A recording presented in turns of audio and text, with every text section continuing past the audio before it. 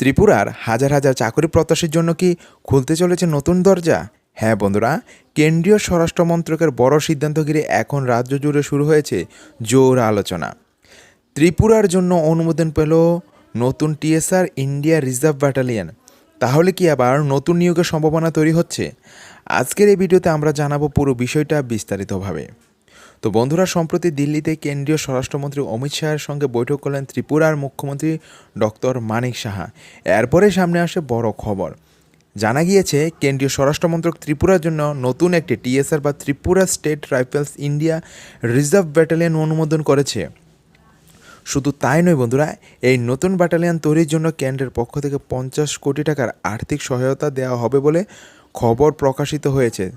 তো বন্ধুরা, আপনারা দেখতেই পারছেন এখানে এই সিদ্ধান্তকে ত্রিপুরা নিরাপত্তার ব্যবস্থার জন্য বড় পদক্ষেপ বলে মনে করা হচ্ছে। একই সঙ্গে চাকরি প্রত্যাশীদের জন্য শুরু হয়েছে নতুন আশার আলো। কারণ নতুন ব্যাটালিয়ন মানে ভবিষ্যতে নতুন ম্যান পাওয়ারের প্রয়োজন হতেই পারে, অনেকে এটা মনে করছেন। তবে এখানে একটি গুরুত্বপূর্ণ বিষয় রয়েছে। এখনও পর্যন্ত সরকার বা ত্রিপুরা পুলিশের পক্ষ থেকে কোনো অফিসিয়াল রিক্রুটমেন্ট নোটিফিকেশন প্রকাশ করা হয়নি।